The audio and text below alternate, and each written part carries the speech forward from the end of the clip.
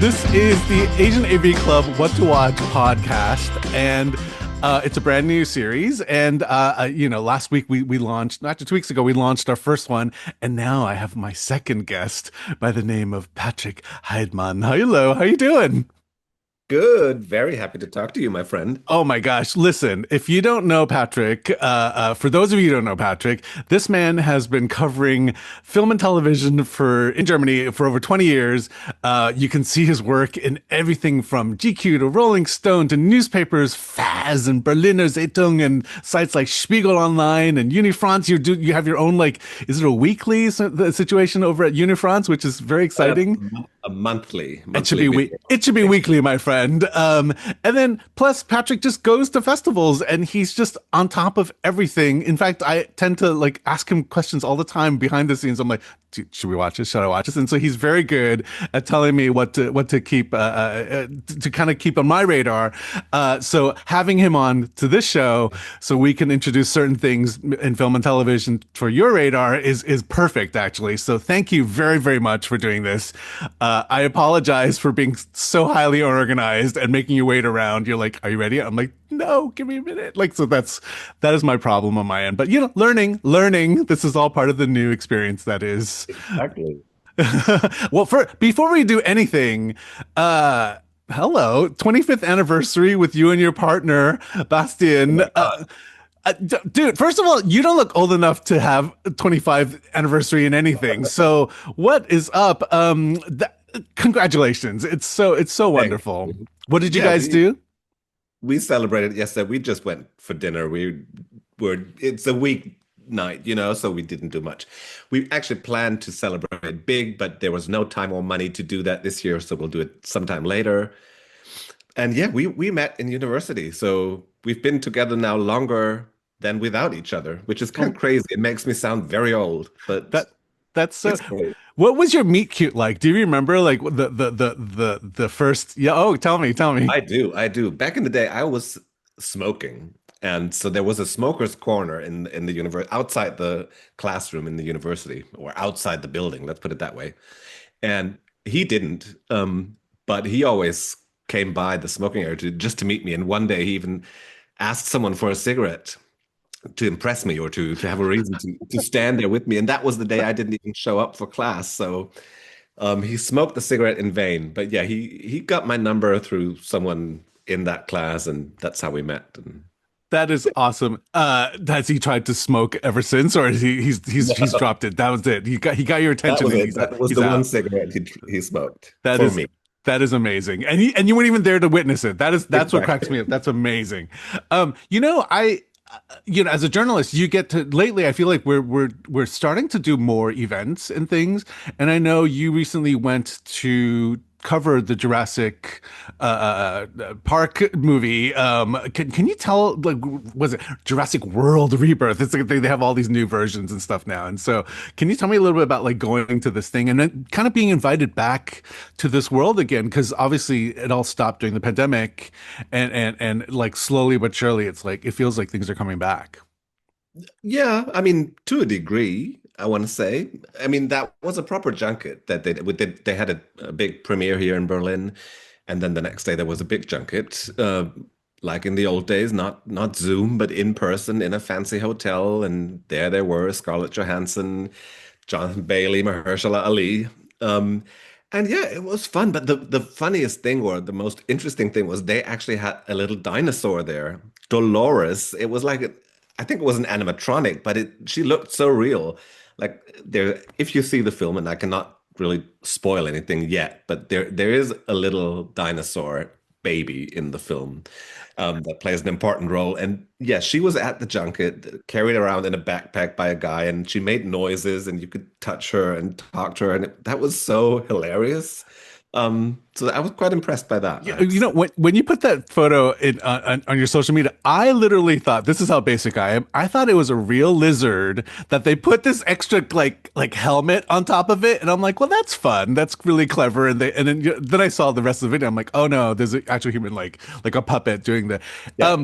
I love the fact that they showed you saw the film, right? It wasn't some Oh, high, right? So that tells me very well because sometimes when they sometimes do these press events and they don't want you to see the movie for whatever reason, and we all understand what there's that always a means. reason. Yeah, but it's always hopeful when they actually show you the film, and so that tells me positive things because they're more than happy to give you the full effect as Yeah, opposed to just a 5 minute like here's highlights, make an article about it, goodbye, that kind of thing. And exactly. I mean, as I said, I cannot say anything, but they have all reason to be confident, I want to say. all right, good. Well, I'm looking forward to it. That's definitely one of my highlights of the summer. But before, I mean, since we can't talk about Jurassic, let's talk about movies we can talk about. And, I want to kick off. I mean, rather than go for the big ones, which we will talk about, but like, I want to talk about a documentary that is coming out next week, but it's actually showing in certain cinemas in the United States, I guess, in order to get some kind of Oscar campaign type thing. And so this is kind of interesting that they have wonderful faith in a movie like this. And it's the doc called My Mom Jayne, directed by actress director Mariska Hargitay, who you might know is the diva of Law and Order SVU. Like she has been there for a billion years, and just she's the this lead. But it turns out if you kind of follow her and know more about this woman, her mother is a very famous or infamous pinup icon by the name of Jayne Mansfield. And Mariska decided that she wanted to do a documentary to kind of celebrate this woman that she didn't know because her mom passed when she was only 3, in a horrible, horrible car accident.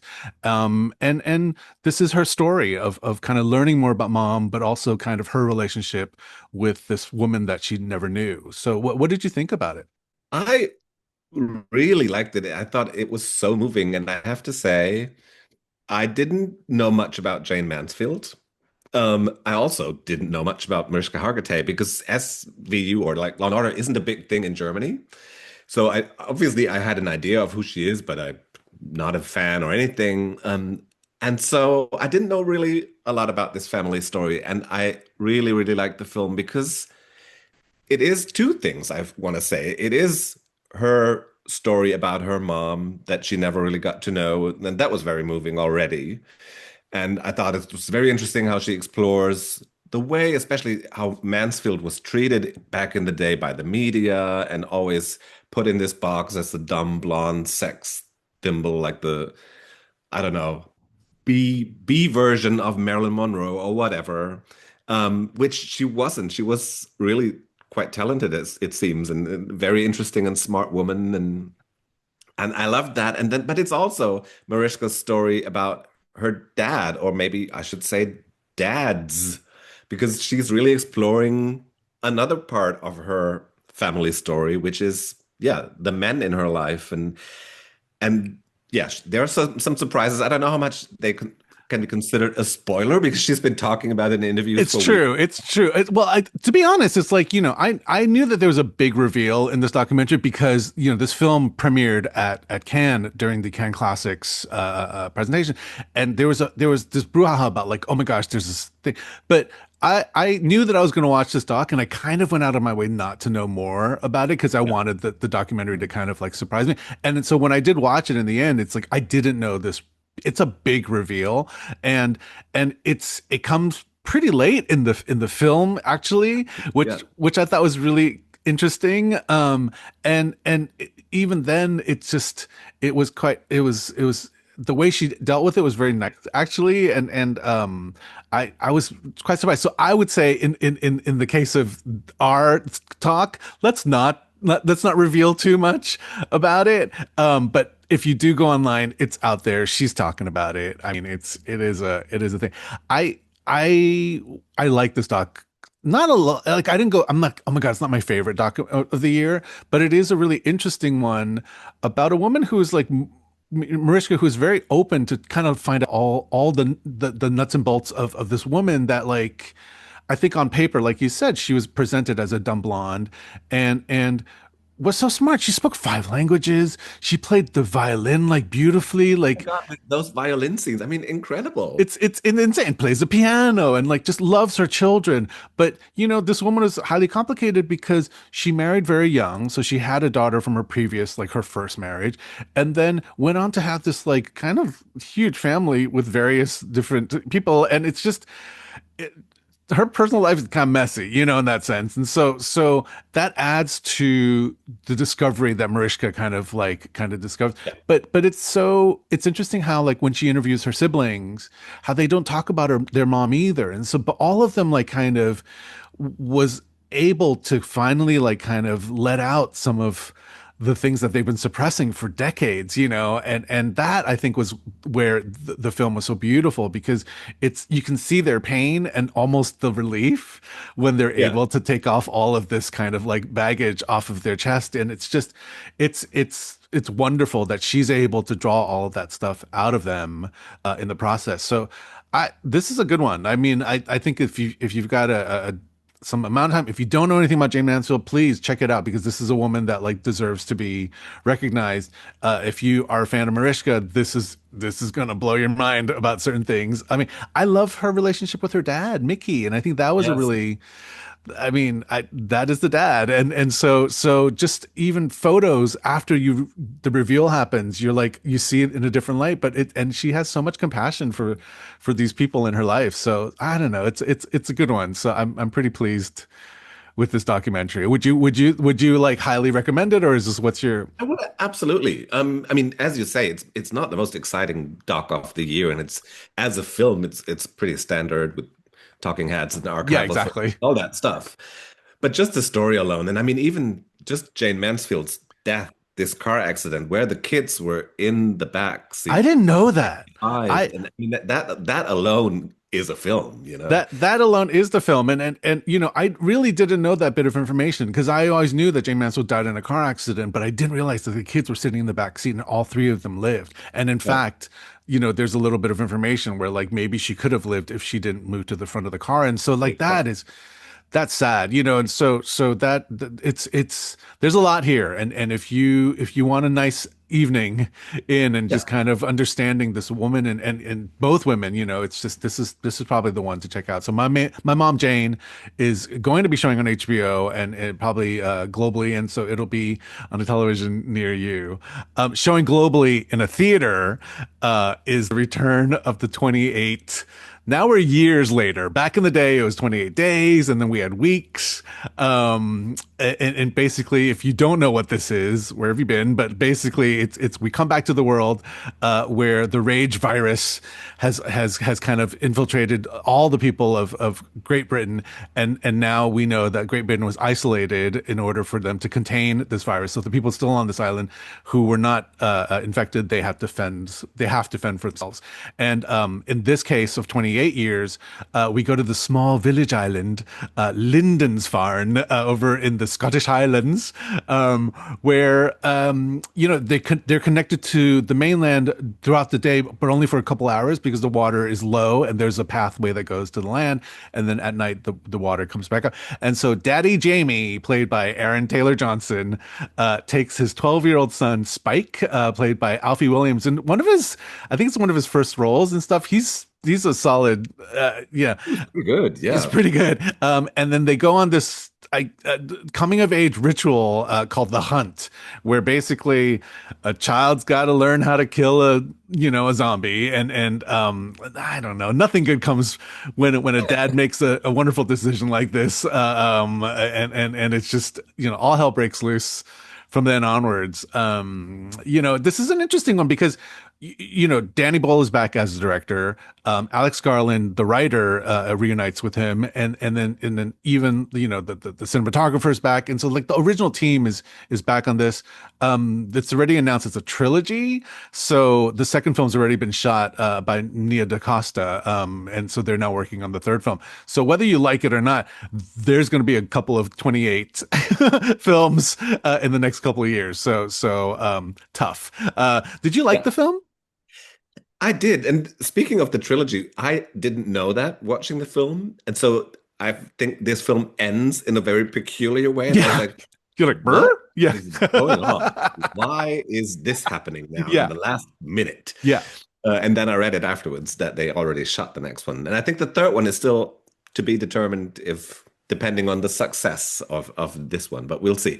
So I actually did like it. I was a bit hesitant because I'm not a fan of these, these late sequels that seem to be driven by nostalgia of and money grabbing instincts of Hollywood. And I was like, oh, do we need this? Do we want this? I don't know.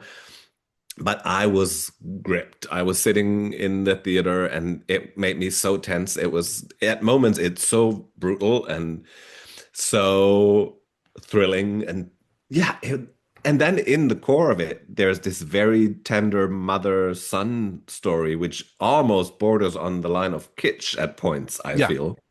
Um, but I think, yeah, I think I liked it. I enjoyed it. I didn't love it. I don't think it's as groundbreaking or, it's not going to redefine the genre as the first one did back in the day, but it's a very, very solid, very entertaining film. I agree with you. It's not groundbreaking. I mean, I mean, if you're a tech nerd that I kind of borderline, like kind of surface level understands it.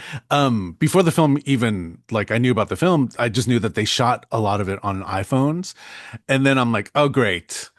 Yay, this is another example where, they're running around with like a gimbal and just kind of like, and then just walking around but it turns out, and it did a little bit of a dive, but I didn't realize that 28 Days Later was also shot on a camera that was very unlike what previous people Yeah. would shoot in. It was a Canon XL1 digital video camera, which is why it has that grainy kind of feel to it, and it feels really like like a almost documentary style because the camera's so small, then it's able to move around.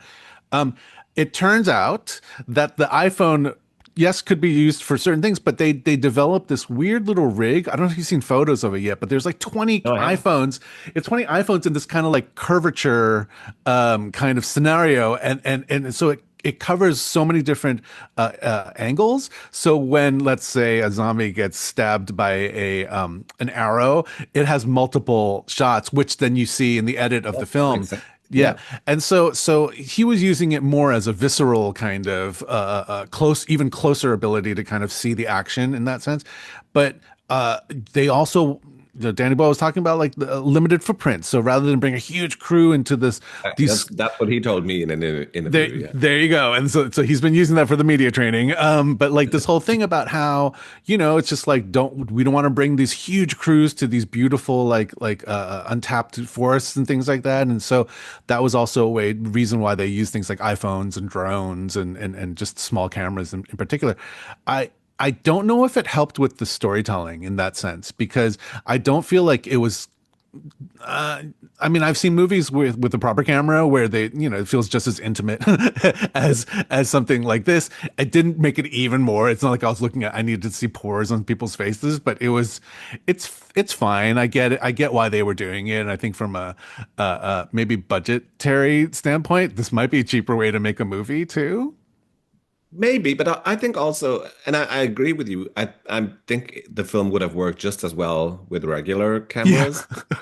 But the stuff that they do also there are moments like with the infrared thing, and then there are certain moments where it's almost like a collage of archival. Yeah. So they just try to look different than any other zombie film, they succeed, and so that made me happy that it is different, and I um, I love the fact that these work guys all are. the time. Yeah, but what I love is these guys are still nerds. They're just like, we're making a movie. We're just trying all this stuff. And, these are established, huge directors and writers that are like, they're A-level at this point to come in and still try to have this energy of like, maybe we're trying something new. I think it's quite fun. And Yeah. you can see an element of that in the film, which is why I think like, no matter what I feel about 28, in general, it's like, I'll still watch it. I'm going to support these guys because I'm just a fan of what they do. Yeah, sure, I agree with you. Some of that stuff is cheesy. I mean, there's some dialogue in there where I was just like, "Oh my gosh, this is not good." My friend that has no reference to any of these movies, he was not a fan of this film, period. Like he was just he thought it was like awkward and just really, but he's, he watches more serious films, and so I unfortunately dragged him to something like this, so maybe it's not for everybody. But I think, the heart of the film is really Jodie Comer, who plays Oh yeah, the kid's she's so mom. good. She's so good, and just across the board, like every scene. Well, at first you're kind of like, "Oof, this is a little bit of like overacting," and then you realize exactly why, and I think that adds to the heartbreak that happens at the end of the film. And so it's a really good, in that sense, emotional arc that the boy has with his mom. But yeah, I sure. 28 years later, it's a strong movie. I hope it does well. It is, it's not the best thing that's out there, but it is a pretty good film in the process. So I'd say sure, let's give it a go if you want to experience something new and fresh and fun and zombie and the brutal killings. Oh my gosh, Oh there's my God, yeah, some of them. What's the rating in the US? Because in it's an Germany, R. It's an yeah, R. So yeah, Germany they got the highest rating as yeah, well, which is that is unusual. yeah, the way the alpha kills the people, it's like, no Yeah. thanks. Um, so from one type of fantasy type movie to another, this time we're going to the film High Five, which is already a hit in Korea, and is starting to show in theaters near you. I mean, in the United States, thanks to Welgo, and I heard that even in Germany, it recently got Yeah, picked up. it's sold. I don't know when it's going to be released, but it is sold to Germany, which is not always the case for Korean films. So I'm very happy about that. I wasn't able to watch it, so you'll have to tell me all about it. I know it's a film about people who kind of acquire or develop superpowers. Is that correct? It's pretty much it's a very simple setup. Basically, five ordinary folks who receive organ transplants discover that the part that they inherited actually also brings them a specific superpower. And so over the course of the film, they start to meet each other, and they're like, "Oh my gosh!" And they know that they are kind of blessed. Oops, blessed with the superpower because they see a little mark on their. It's like a little tattoo that exists. And so Mhm. when they see the people with tattoo, they're like, "What can you do?" And then slowly the group is formed. Now, while that's going on, there's a kind of religious cult leader who also received a transplant, and he understands that there are others like him, and so he's like, wait, rather than like work together with them, let me just take all their powers by basically killing them and taking all of their transplants in the process. So there's like two stories going on where there's like an evil man who wants to like, take over all of them. And then there's these five normal people who are just quite silly and they don't get along and they're just trying to understand like what they can do. So it's like a comedy action film and with, I guess, superheroes, if you will. They're just, Okay. it's superpower. It's, listen, when this movie came out, I read that it beat Mission Impossible, which was opening in Korea around Oh, the same time. Yeah. And so that was a very interesting fact because, obviously, budget wise, you're probably talking about a quarter. I mean, this is still a big budget action film. I mean, the CG is fun and there's a lot of effects going on there. But Mission is Mission. I mean, it's in a whole stratosphere of itself. And so when a big movie like that comes to like a place like Korea, and then having a superhero local film do better, I'm psyched. So, like that's pretty cool to me. And it's continuously over the past weeks because it's been showing probably now a month. It's always in the top three, and so more and more people are watching this film. I guess word of mouth is pretty decent.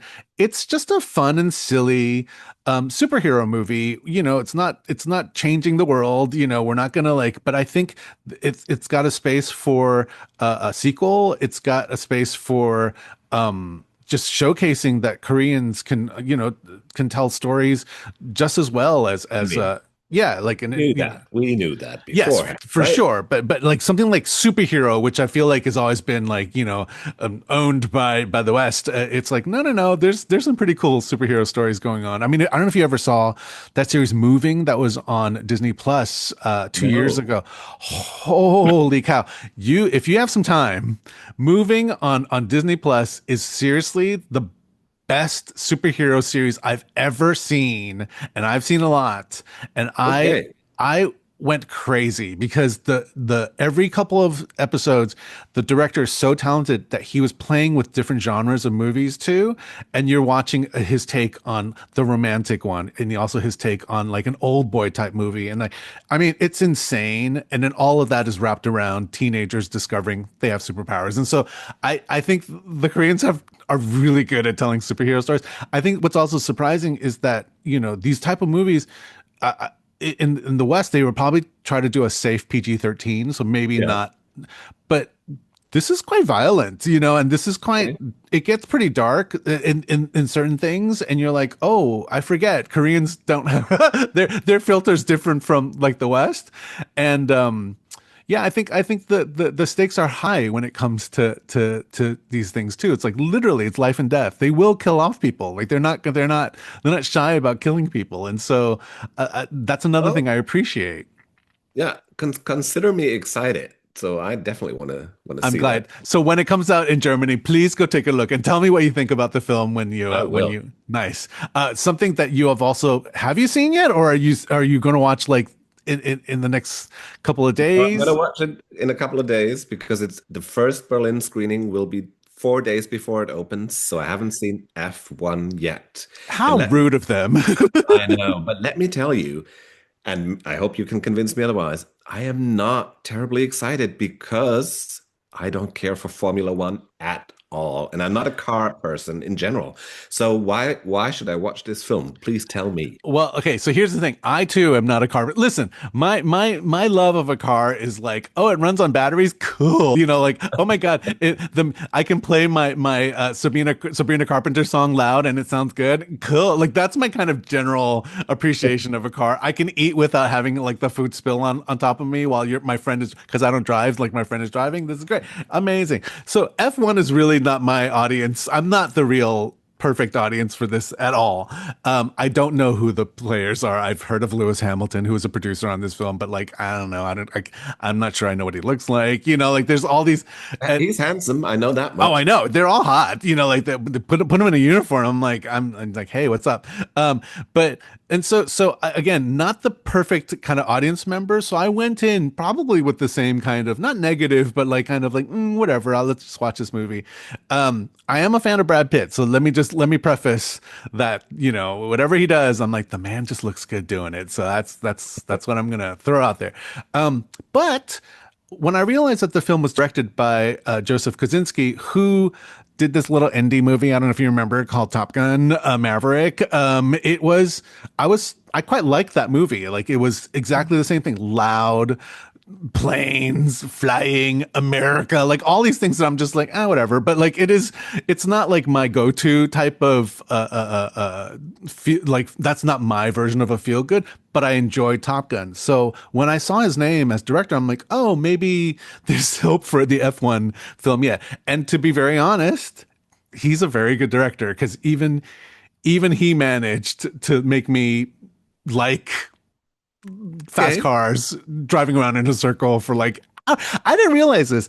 These races, they're like 50 rounds around I it's know. They just go around in circles. like how is that exciting? Like I mean, It's okay, not. I want to it's say not. it's Okay, not. thank you. So again, we are not the audience.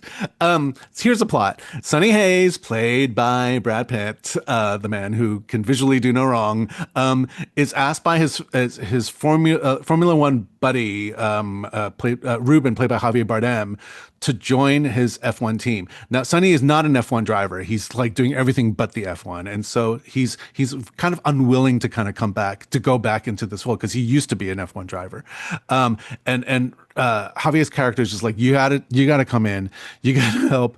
Our ranking right now is the last, and if you can bring this team into even the top 10, then at least this group, our team will not be like it go bankrupt. Listen to me, I have no idea what the terms are, right? And so this little group and this, and so he joins, and of course there's a hothead newbie played by Damson Idris, and of course the young one that keeps on calling like Brad the old man, and blah, blah, blah. So that's the basic premise. Somewhere in there is a potential love interest, and there's, yeah, it's all of the things that like a Top Gun movie, the setup is there. There's like, it's all there. There's even the sunsets. There's So even the it's sunset. Top Gun with cars. Yeah, Top Gun with cars. So if you don't mind Top Gun with cars, then maybe F1 is probably not a bad movie for you. And I think for me, I was quite surprised because I watched this movie for 156 minutes. I would say more than half of it is just guys in a car like driving. And I'm just like, how is that able to keep me interested? Well, luckily our Sonny is a cheeky bugger. And so he doesn't play by the rules. And so when you see somebody kind of like going out of their way to make sure that this team goes from 0 to like top 10, and he'll do it by any means necessary on this track, I think that's kind of fun. So there's a little bit of like subversive game playing Okay. here. So that could be fun. That's like a nice, listen, there are personal stories. Sure, Sonny, why didn't Sonny continue his career as an F1 driver? Why? And then what's wrong with, Damson Idris's character? Why is he such a hothead? Or is he really insecure because black men don't really have the opportunity to like be good drivers in this world of, driving? And so all of these like kind of things are surface level acknowledged, but not deeply like dealt with. And so because there's more racing to be had, that's for sure. I see, I see. And you mentioned the love interest, and I am a fan of Carrie Condon ever since The Banshees of Inisherin. But the trailer makes it look like her part is really just a token female character. No, she's better than Okay, that. She's better okay. than that. But when she's presented, she's the head tech person, I don't know, the engineer of the car. Yeah, And I see. so, and she comes from NASA, and she's really smart, and like people underestimate her because she's a woman. And so there's all of that, again, plot line that like is so surface level dealt with. And then of course she sees Brad and she's like, what's up? And so that kind of turns into, I mean, I would, but like, it is what it is. And yeah, yeah, me and the rest of the world. And so that's the film. Listen, it's not going to save the world from anything. I think it might actually expand the reach of Formula One to the masses, because it's a basic viewer like me can appreciate something like that, a movie like this. It's kind of done its duty then, and I think more and more so this will expand what F1 kind of is because Netflix has got a series like this. So F1 is really expanding their reach in terms of like what kind of stories that they can tell and kind of introduce to the world who don't Yeah. have interest in this. And so I think this movie is going to do a major, it's going to do some proper kind of damage in terms of like bringing it to the masses in a good way, and so I guess I'm all for it. Do I want to get into one of these cars? Probably not. It looks dangerous. It's so noisy. But yeah, I would say, and I haven't seen Jurassic yet. I would say right now this is the summer film to beat, and it's got, I guess, 2 weeks or three. May Oh no, it only has 1 week I think it only has before. 1 week before Jurassic comes out, right? Oh, it's got to Oh, work. It's got to work. Because things like IMAX screens and stuff, Jurassic's after all of those too. And, a movie like this really should be seen on the loudest, biggest screen possible. Not on your television, and I know that Apple has it for their streaming service like in the future. But yeah. if I was them, I would leave this in the cinema as for a second, because I think people are going to come to the cinemas to watch this one. This feels like a big summer movie. So I would suggest that if you want an experience like that, just give it a go. This is even for somebody like me that I'm not interested. I think I'd watch this, and Okay. it's okay. We got quick takes because we're just babbling on about film. I saw a film last weekend, no reference, didn't have to watch it for work, nothing, and I was just like, just check it out. It's called Deep Cover. It's showing on Prime Video, and it's an action comedy starring Bryce Dallas Howard, Orlando Bloom, and Nick Mohammed, who you might remember from Ted Lasso, as three improv actors who are recruited to play gangstas in a sting operation led by Sean Bean. And since improv is based on this like concept of yes and, that's how they enter this world of crime. And they're not very good improv actors in the process. You learn very quickly that these guys are ill-equipped to be good improv people.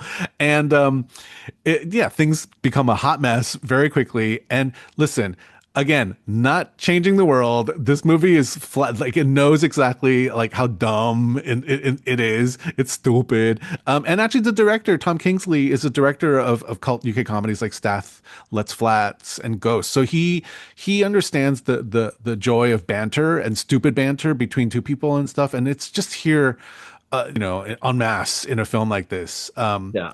I thought it was a lot of fun. Nice, thank you. I was like so worried. I love how I'm like trying to like pitch it to you almost like Loki. I'm like, No, I was like really pleasantly surprised because I nice. thought, oh, this is just going to be one of those stupid, over-polished action comedies that go straight to streaming that I just can't be bothered with. And then it turned out to be this very funny, very British also thing that is just, I mean, as you said, it doesn't change the world, but it's very enjoyable. I think the cast is pretty, I don't have enjoyed Orlando Bloom as much in a I long time. He's know. so funny. He plays this actor guy who thinks he has to be so method and dive into his characters so deeply, and while he's just really not that good, but it's hilarious. And I always love Sonoya Misuno when she Oh, pops so up. good.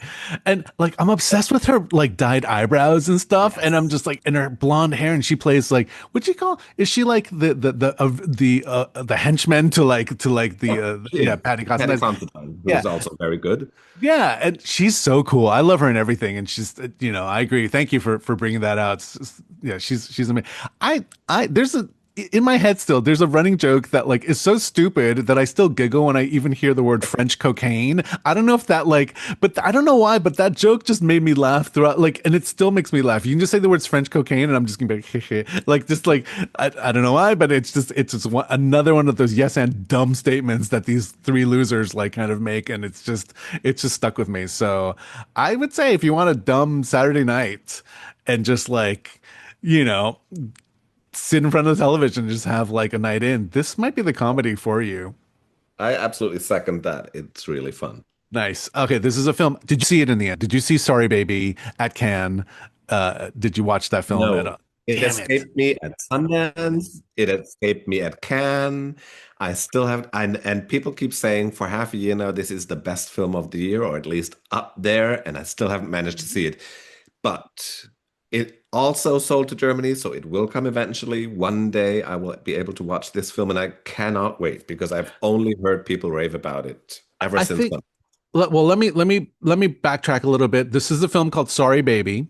The wonderful folks of A24 have purchased it at Sundance, so it was showing as a film that didn't have distribution until it kind of had its premiere at Sundance. And it's written, directed, and acted by Ava Victor, who I think you might have seen. She was in a couple series and stuff like that, but It was she's in not billions, I was know. in Billions. Yeah, I don't know how big her role because I don't watch that series, but like I don't know how Me big her neither. role was. So this I saw the film back at Sundance back in January, and like you said, it was the closing film over at Directors Fortnight this year at Cannes. So people love this movie, and the premise is it's a story of a English professor by the name of Agnes who lives in the small New England town where she went to university and also now is a teacher there. And you can just tell like she's living in the same like house that her and her roommate used to like rent out back in the day too. So she's stuck in a very specific life. And you kind of wonder why, and then you realize through flashbacks that maybe something happened to her during her college years that like kind of really affected her life ever since then. And it sounds like a bit of a downer movie, but it's actually not because Ava's writing is extremely funny and really deadpan, and she's quite silly, but just uh, racked with like intelligence and everything that she says. So it's like observational, but like it's like a really smart way of dealing with it. She in this film has a couple of monologues, which I mean, I think in the future should be used for monologues if you're an acting student. Like it's that great. Because she cuts through the fat and she comes up with like these truths of humanity that like I haven't heard before, and it did this wonderful thing where it broke my heart, but I was also so like intrigued by what she was saying. So it was like two things, like my senses were going like, "What?" Like just having like my mental and emotional were like attacking me at the same time because this woman was writing these like amazing things. And it's just I don't know. It was such a surprise because I kind of walked in going like, whatever. Like this sounds like it could be fun. And I was really drawn by so the image that they sent out to everybody was a woman holding a baby kitten. And I'm like, well, anything Yeah. with a cat, it's got to be a good movie. So that almost was the reason why I watched this. This is even before it got bought or anything. This is literally like this picture. And I think what people don't understand is at festivals, there's like 1,000 movies. And sometimes it's as simple as like a good image that will draw you to go check out. so so Although what drew me into, I mean, still haven't seen it, but Yeah. what got me interested right from the get-go is the fact that it's produced by Barry Jenkins and his company, and they've got such a great taste Yes. in small indie films outside of the ones that he's directing himself. So that already was a stamp of approval for me, and I was like, yes, I want to see this film, regardless of a little kitten or not. But yeah, as I said, still haven't managed to. I love how you come from a place of legitimacy and mine's so basic. I'm like, it's got a kitten. It's amazing. And then oh my God, it's amazing. So I would say this is probably one of my favorite films of the year. You'll love this. I bumped into a person from A24 at Cannes, and I ran up to her and I was just like, oh, sorry, baby, like just totally had this like diarrhea of just like how much I love this movie. And she's like, I'm trying to have a coffee with my friend here, which you're obviously bothering me. Thank you. Go away. Then I'm just like, I loved it, and that was it. And so I have strong feelings for this, and I think like it, But again, I'm always worried when I like overhype something that like when people see it, they're like, it's not that good. Well, I don't know why, So I'm almost gonna like deflate this awesome balloon and just be like, you should go see it and then decide for yourself. But I would say that for me, it is one of my favorite films of this year. You should go see it anyway because it's an independent movie, and so that's another perk. You should Yeah, support all and these your films. taste is almost as good as Barry Jenkins, so I Oh, thank you. Oh my God, thanks. Well, wait until we start talking about television because we're now headed into the lovely world of TV. And let's kick off with the return of the Gilded Age. And I mean, I read somewhere that they call it the frothy costume drama, and I'm like, is it that frothy? It's just kind of, to me, no.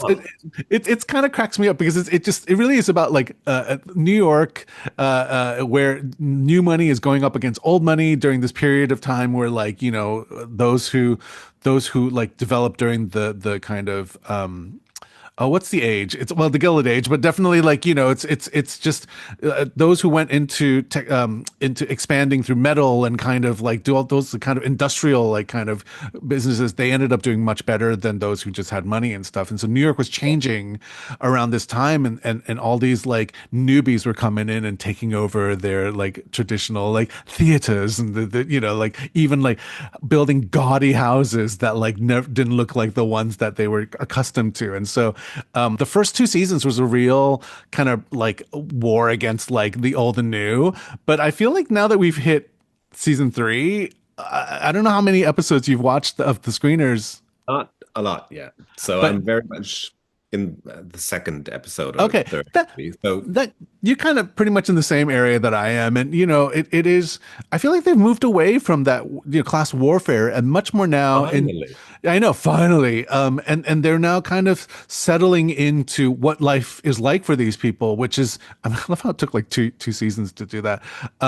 In this case, the new money is played by the Russells, and in terms of the husband George, he's now trying to build a railway that's going to connect all of America. And then Mama Russell, played by Carrie Coon, she literally got off a plane 48 hours prior to the first day of shooting of Gilded Age. So I love the fact that like she was post White Lotus and right into like, this corset and just being like, I mean, she's a pretty nasty stage mom, if you will. Like, she's just like, all she wants to do is just marry off her daughter, and in this case, to a British duke. And the daughter's just like, "What about love?" And she's like, "What about love?" And so that's the drama with the Russells.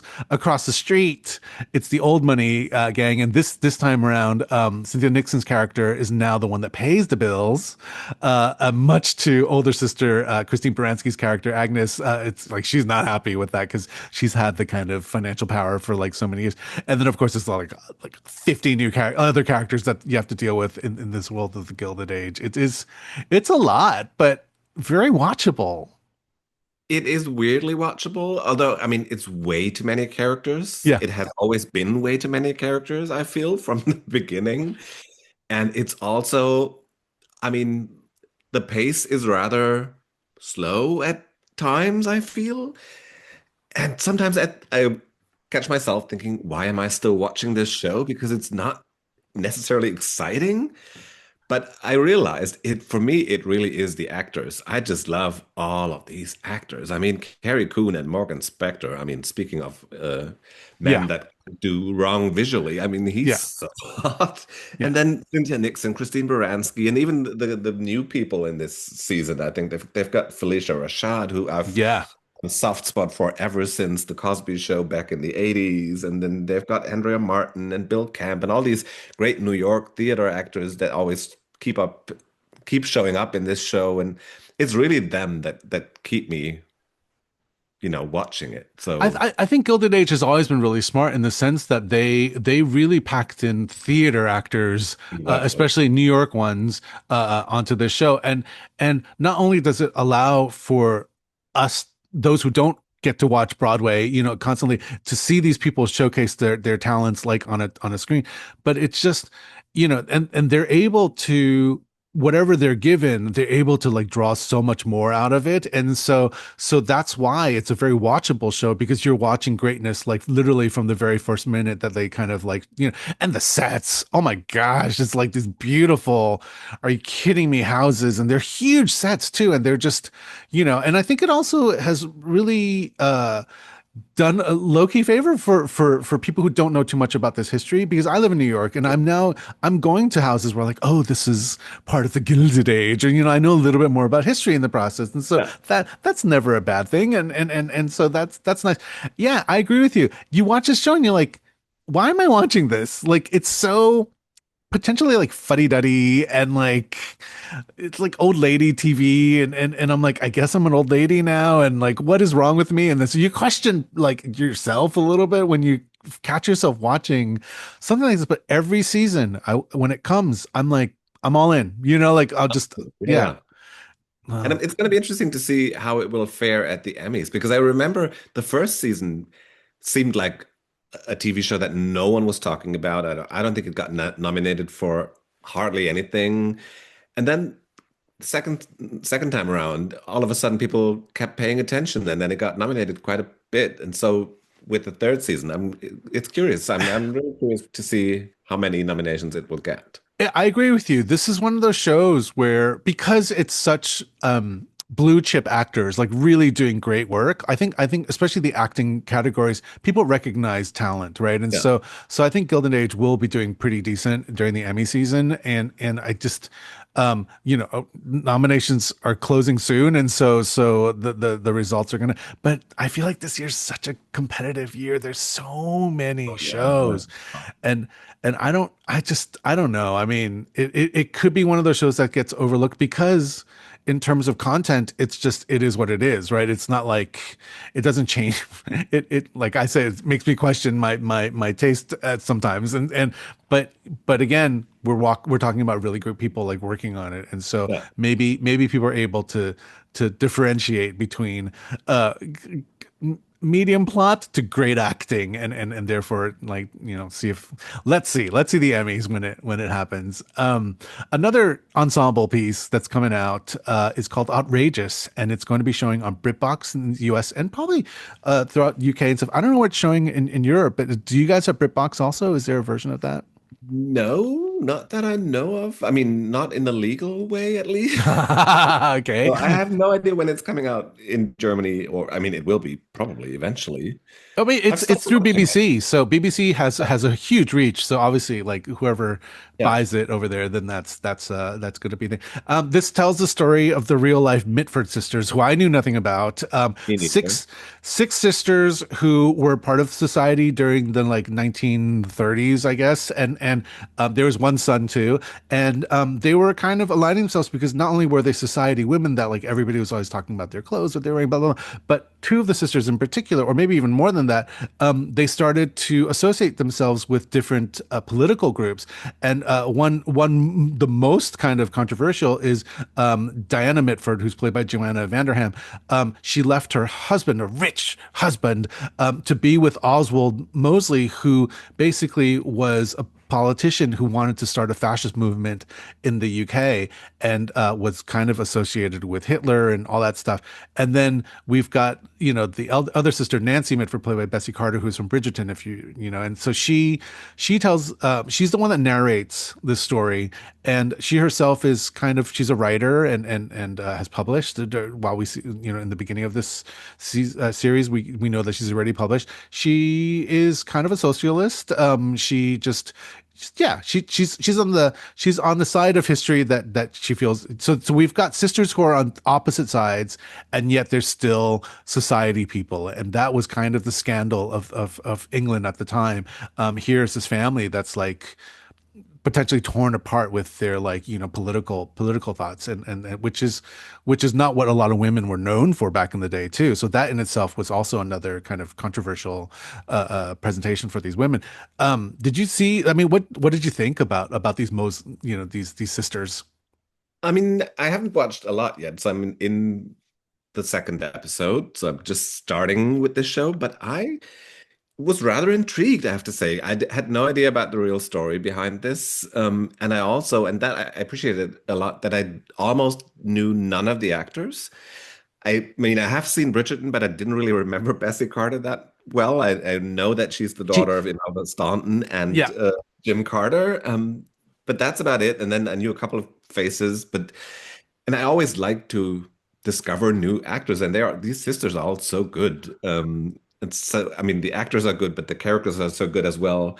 And yeah, it was like a version or an answer to Downton Abbey, but just way more interesting in terms of what it's talking about with all the politics in it, and also way more humor in it, and a lot more tempo and pacing better than Downton Abbey. So I'm all in. I'm gonna keep on watching this. Well, here's my question, because it takes a very light, I mean, it's so weird, but it takes a little bit of a light-hearted approach Yes. to politics and the relationships that these women kind of get themselves in.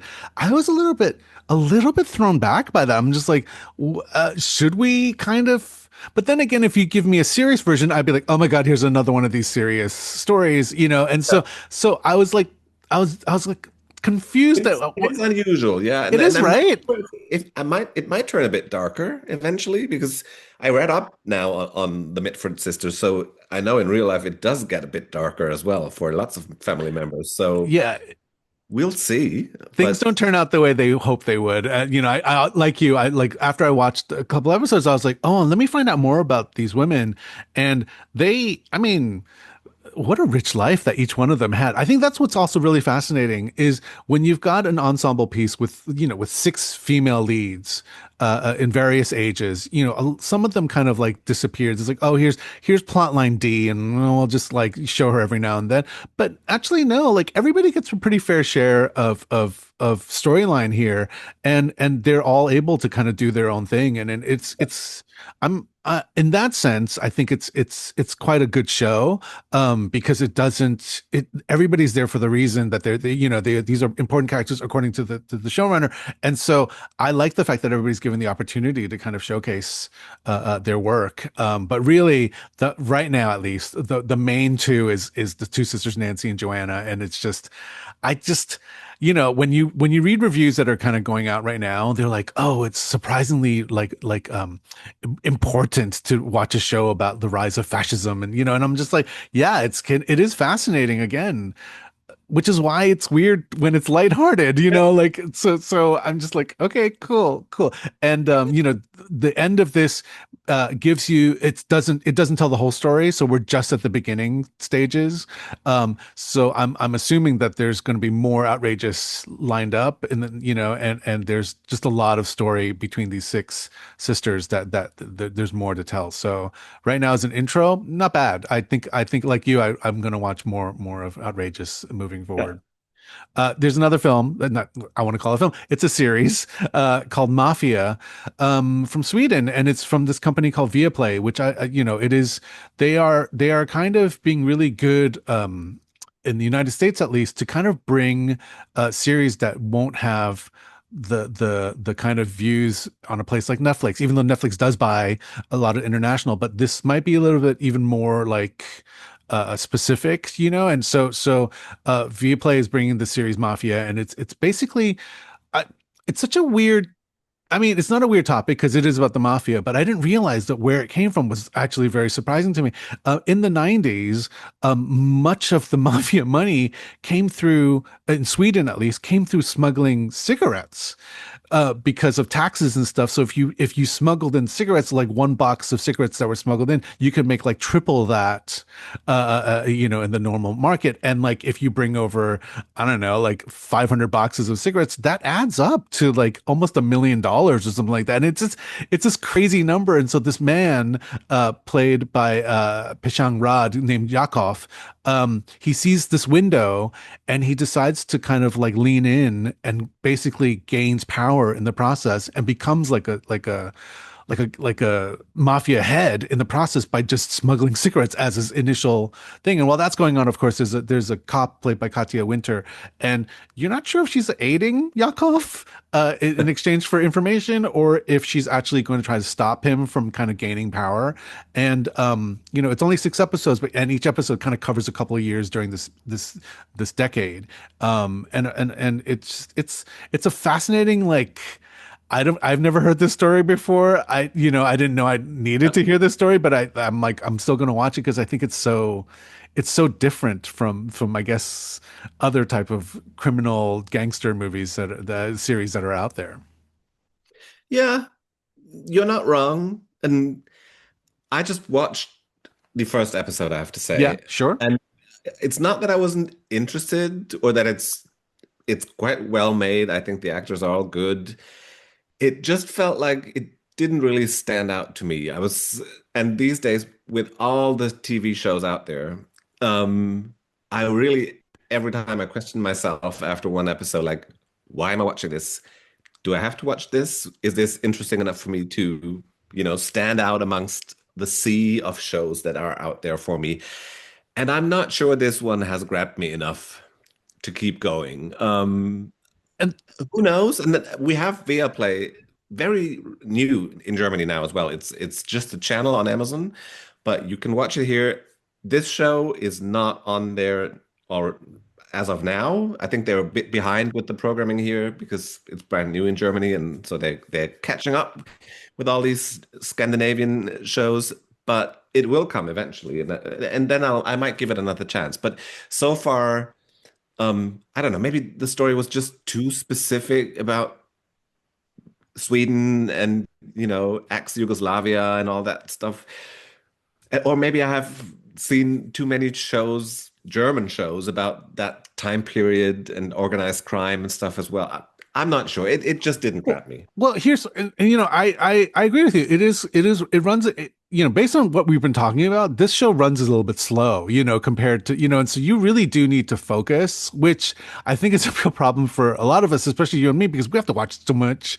And it's like when you're asking me to like really sit down and put all my energy into 6 hours of a TV series, and it does this is this the show that really deserves those 6 hours?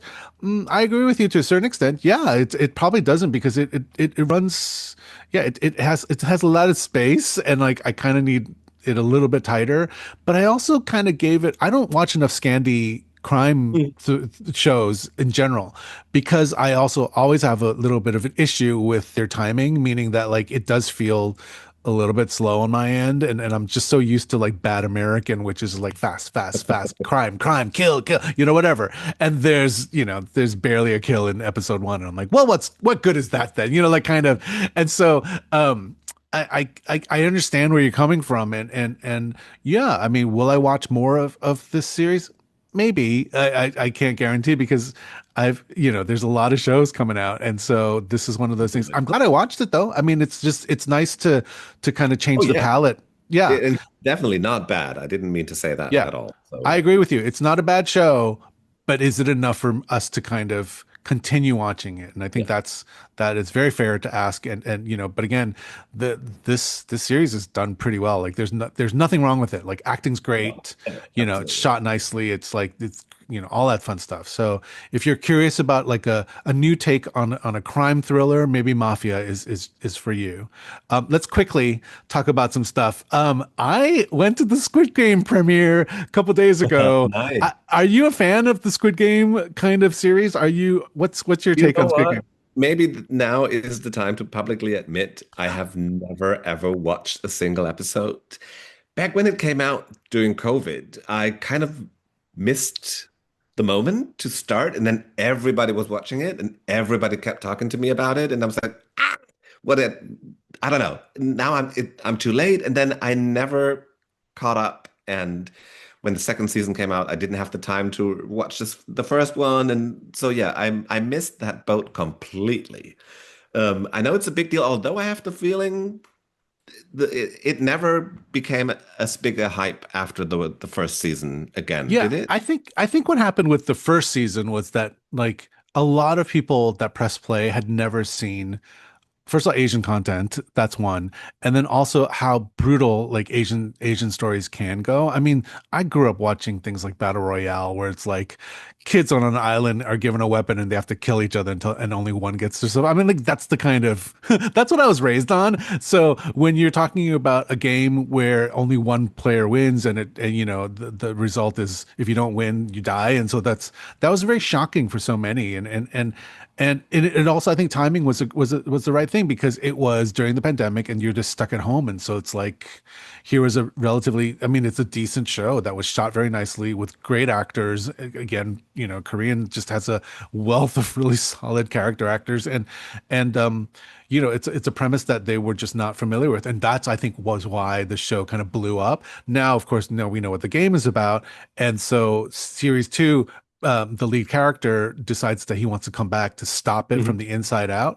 And so but it was only half a story. And so now we're season three, which is the final like batch of series episodes.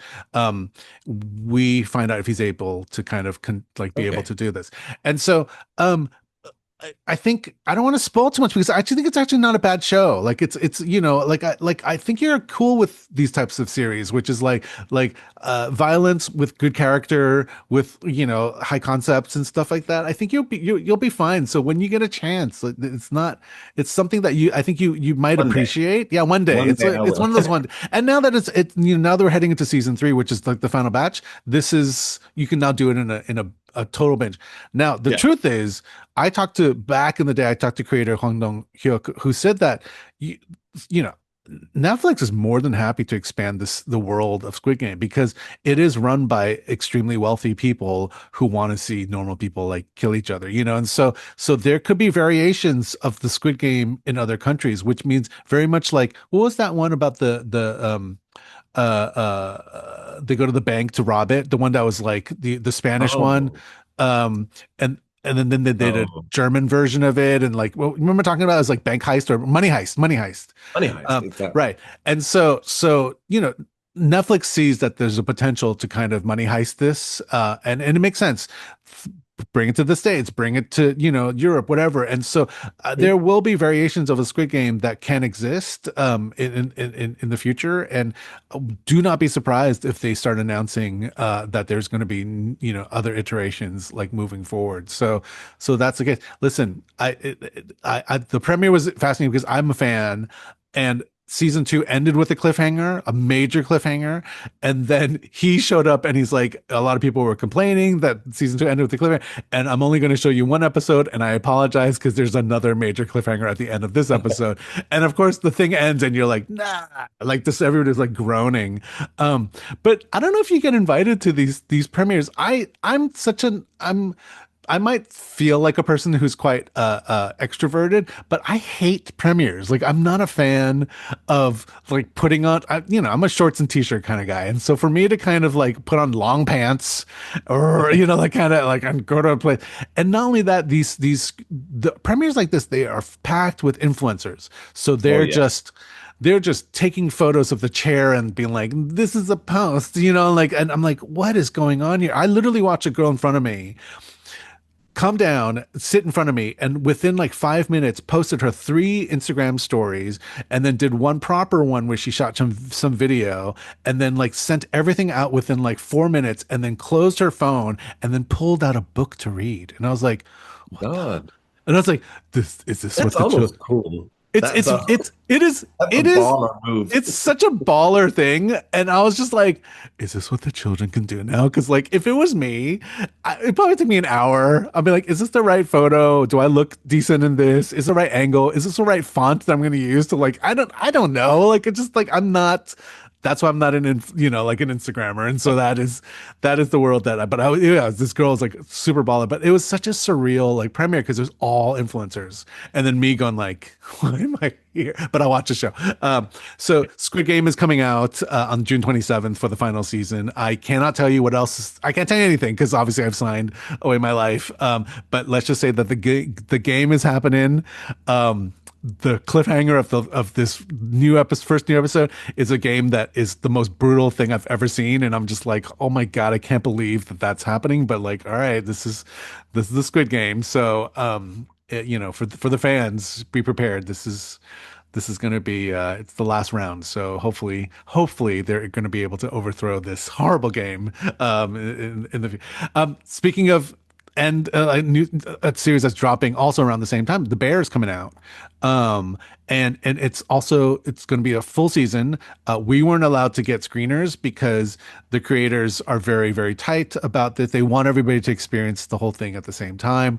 What we do know is when we last left off, the Chicago Tribune review had just come out for this restaurant, and we're going to see the aftermath of that. And according to the press release, the restaurant continues to try to take themselves to the next level. Of course, like what else are they going to do? But the question is, will Sydney, played by Ayo Edebiri, will she be part of this journey? Because at the end, she was questioning her role with this restaurant if she wanted to stay. And so, if she does leave, then maybe that creates a new tension for the group. And then obviously every season there's these beautiful standalone episodes, and last season we had Liza Cullen Zayas, who had that wonderful That was the scene best. with the best, right, with John Barenthal, like the sitting across from each other, and it was so wonderful. And then of course there's that standalone where like Abby Elliott was going to give birth, and her mom, who she's estranged with, shows up and like helps her with the birth, Jamie Lee Curtis. And so we had two beautiful but like super chaotic. I mean, when Bear wants to do chaos, they know they know how to like up the ante, and so will we still be stressed watching the Bear? I think so. But Probably. who else is left that we can get standalone episodes? Because obviously each one of these episodes is represents a character that we know but not too much about, and these are just a perfect way to kind of understand them a little bit. And I don't know. I'd be curious to see how like who they have for the special Yeah. eps. And how they place John Barenthal back in the series because he's always a guest, but like every time he shows up, it's such a impactful. Oh, they uh, will find a way. Don't you so worry. good. Oh my God, he's so good. I love how he just comes for like a day and then he just like does his work, and then just like walks out and it's like, oh my gosh, that's an Emmy right there. Like just kind of like that. There he That's goes. true. And Yeah. yet, speaking of Emmys, I will still say this is not a comedy, but that's a whole discussion probably for some other time. I'm Well, still I'm it still not agreeing with this placement in the comedy categories for this show. it's probably the only reason is because the loophole that if it Of gets placed course. in drama, then there's no way that I mean they're up against too Of many, course. and so Yeah. that is the cheeky reality of awards these days. It's like how do we get the most bang for our buck in Yeah. terms of placement. But speaking of Emmys, I think you're a huge fan of Poker Face, and I think Yeah. Natasha Lyonne is pretty I prime for a nomination, I I think. have my fingers crossed for her. That really is, and it's just coming out in Germany now, the second season. I know it's been out in the US for a while. And Poker Face and also Elsbeth, which is also now finally coming out with the second season in Germany, both on Sky, by the way, if anyone from Germany is listening to us. This genre of quirky people solving crimes, one case per week, that's just my go-to comfort watching these days. I just love that shit. It's amazing. And I mean, Natasha Lyonne especially is so good in Poker Face. And then they have all these amazing guest stars every episode.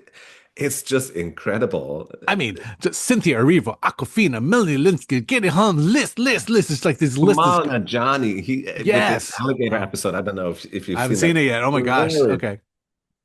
Melanie Linsky, I love as well. And I mean, all these people. And Elsbeth is doing it similarly. They also have great guest actors every episode, like Laurie Metcalf and Vanessa Williams and Tracy Ullman and whoever was in the second season. I just love that shit. And it's kind of like what you said before about especially with Elsbeth, I think they just hire so many Broadway people because they shoot in New York. And what you said about the Gilded Age just is true about this one as well. It's just relying on great actors just doing their work, getting their little showcase with these murder cases every week. And I just love to watch that, even though it's not terribly exciting or whatever. It's just fun and comforting. Well, I mean, the rise of comfort television is kind of what I think because we have network television, which is your main ABC, CBS, whatever, and then you've got streaming, which has really for the longest time has taken up so much of the award space and also just the kind of stories because they're able to like within 10 episodes tell this elongated, much more dramatic, whatever that thing that they're able to develop. And so network television has kind of lost out in the past couple of years. And I think what's been really smart in the past year alone is, or maybe 2 years, is shows like Elsbeth, shows like Poker Face, even like, I don't know if you've seen Matlock, and like these are all Yes, kind of Matlock, of course. it's so good, right? And I think these are shows that are it's like what you're getting into when you press play or like turn it on or whatever. And and then what they bring to the table is like actually pretty good stuff, like good acting, Great dialogues great. often. Yeah, solid, it's like solid stories, which will end after the hour. So then your commitment doesn't need to be like 10 episodes long. So you can come on whenever you need to. And it's comfort food, but it's like, it's decent. It's like, it's actually pretty decent. And more people are returning, which is surprising to network television, or at least a version, because all of these shows end up the next day on a streaming platform. So the numbers for these shows are actually pretty high now. And people are really discovering the joy of like this easy TV, and I for the longest time I kept calling it like my sweater television because I just want to wrap myself in a sweater and just be like, and it just this is high end cashmere sweater television, and I love every minute of it. But Poker Face is a funny one because um Natasha Lyonne is a wacky lady, and so there's a real element of quirkiness that feels almost like you don't know what you're walking into. So there's almost kind of like it's kind of dangerous, if you will, and whenever you watch her performances. And that's what I appreciate about Poker Face. It's like, and the stories are really funny, and the acting is sometimes all of these plots are just kind of stupid, but like it's okay, And oh, I got a spoiler for Elsbeth. You haven't seen this yet. The finale brings the greatest hits of all the girls back, which is a kind of it's a fun tribute to like what they've already established. Actually, I have seen it already, even though Oh, you I naughty, know naughty, you that's naughty very man. apparent. And also this season brings Michael Emerson, who's her real, Carrie Preston's real life husband, and he plays a really horrible person too. And so it's just nice that they're just giving opportunities for everybody who work and live in New York to kind of do their thing. But Poker Face, yeah, it's like two different types of the bar, and I think they're both valid. Do you think Elsbeth has chances at a place like an Emmy? Um, I doubt it. I think it's too crowded, and the show is probably regarded as too lightweight. And I mean, network television just has to fight an uphill battle at the Emmys these days with all these streaming shows, especially since the streamers throw so much money at the campaign as That's well. true. That is So true. I kind of doubt that Elspeth is going to be in there. I think Matlock will probably be the network show that's going to show up there, at Yes. least for Kathy Bates. But yeah, we'll see. I We'll mean, see. I mean, Elsbeth has so many good guest stars, so maybe they yeah, might have a chance in maybe a a good guest guest star. stars actually. Yeah. Yeah, But it is true. I agree with what you're saying. It's like I feel like all eyes are on Matlock right now because Kathy Bates is on a roll, and yes. In her um final role, apparently. I mean, I I believe that when I see it, but I she said agree. that's gonna be it for her. I hope not, because as you see when you watch a show like Matlock, she's so good. Um, and she's just is a star. Like that is the fact. And so let's just make her the star of everything if possible, Yeah. because she just brings so much to every role that she does. So I'm always a fan. These are good choices. I like Poker Face and Elsbeth. So yes, if you haven't watched or started watching these shows, Squid Game, Bear, Poker Face, Elsbeth, please give it a go. It's out there. It's part of a crazy amount of content that we have out in the world in television, and then add to that we've got movies that we want you to go see. So you've got a lot of homework, audience. If you haven't started yet, this is a good time to do it, because we're hitting summer and maybe you'll have time to like catch up with things. So please do. Thank you, Patrick. This You're is so welcome. That was so much fun. I'm glad. I'm glad. I was like so worried when I told you my list. Did you, when you first saw that list, were you just like, what? Like was like I'm like I pack It it was a in. lot. It It was was a it is a lot. And so, but I'm glad you're along for it. I knew you could do it because obviously you watch all of this stuff already. Tell us how we can follow you. Do you have like a what's your thing that like the audience can follow you on? Oh, they can follow me on Instagram, Threads, Blue Sky, and X. I still call it Twitter, Yeah. which I'm always debating on leaving, but I'm still on there. And I think you can always find me under just my name, Patrick Heidmann with double N in the end. Um, so yeah, And look me up.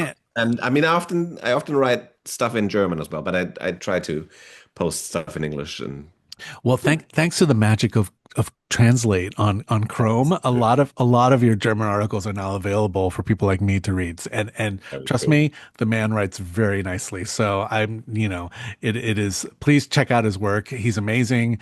I hope you come back in the future, not immediately, but like Love to. I will drag you back in, kicking and You just screaming, have and then to we can. ask. I'll be there. Thank you so much.